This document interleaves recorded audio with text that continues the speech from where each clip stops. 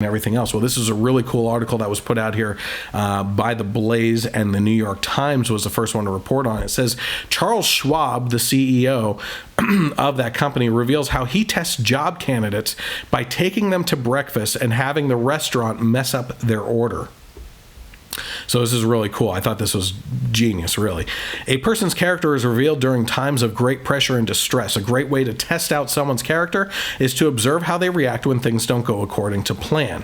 Well, Charles Schwab Corporation CEO Walt Bettinger has created such a system. Earlier this month, he shared his secret with the New York Times.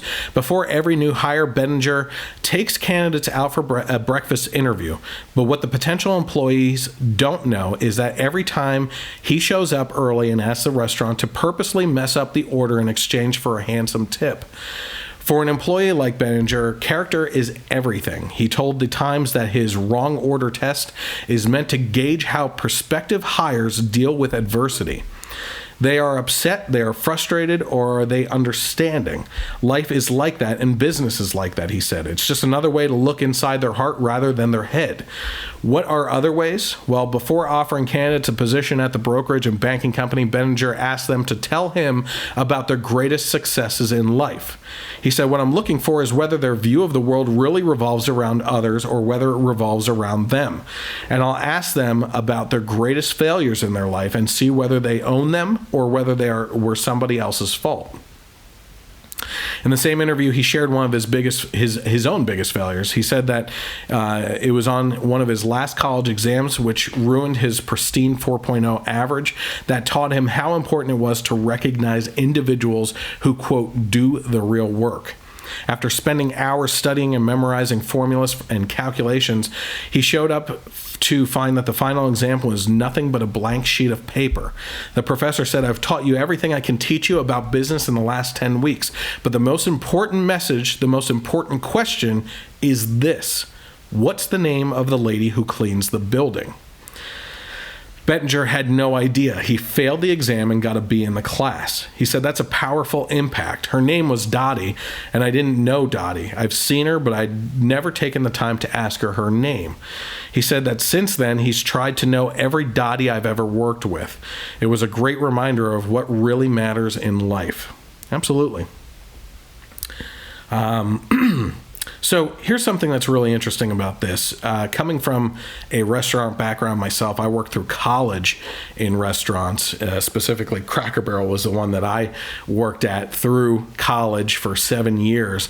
And things get screwed up, when you're in a restaurant situation. And you have to, as a server, no matter how bad of a day you're having, every good server is supposed to go out there, put on a smile, whether it's fake or not, and cater to the individuals that are there to get their food, right?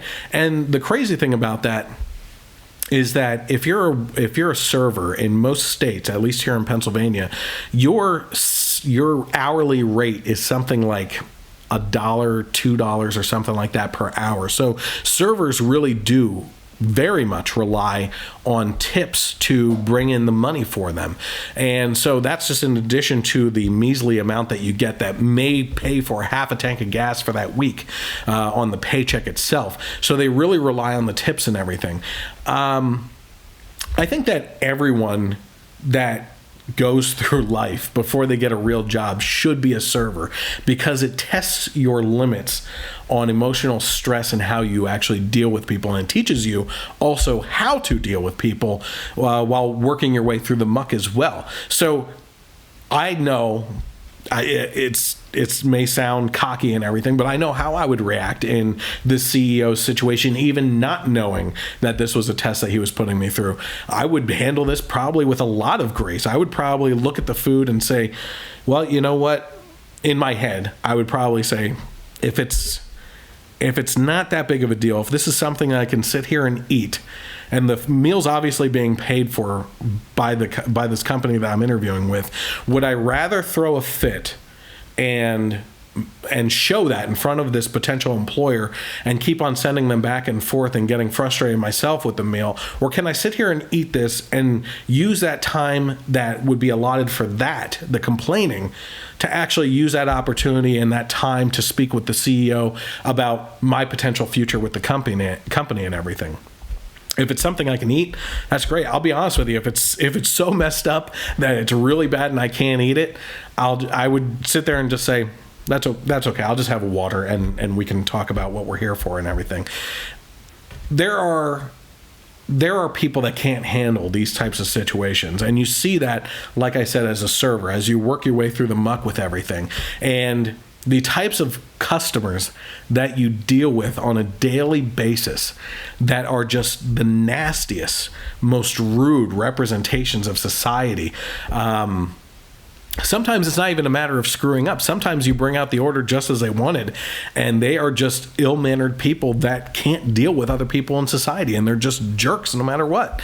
And you definitely get those. And again, you put on that fake smile. Yes, sir. No, ma'am. Yes, ma'am. Whatever you need to say. Go back and keep on handling it until it's done.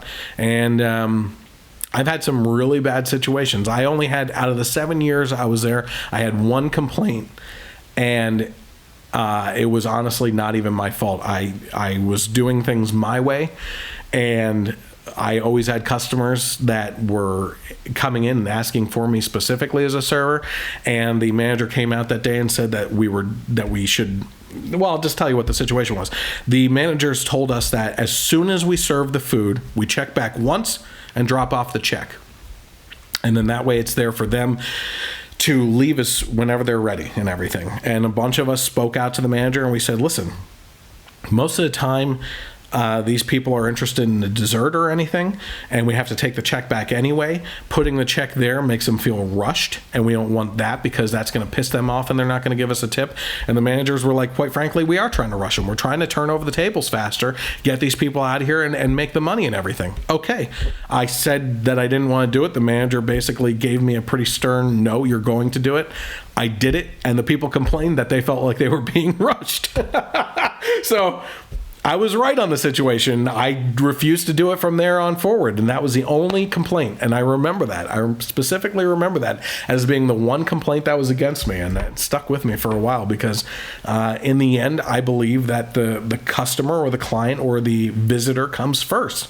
I've had people sit there for hours just drinking coffee and everything. They're taking up one of my 3, maybe 4 tables for that long period of time. That's going to be a crappy day for me.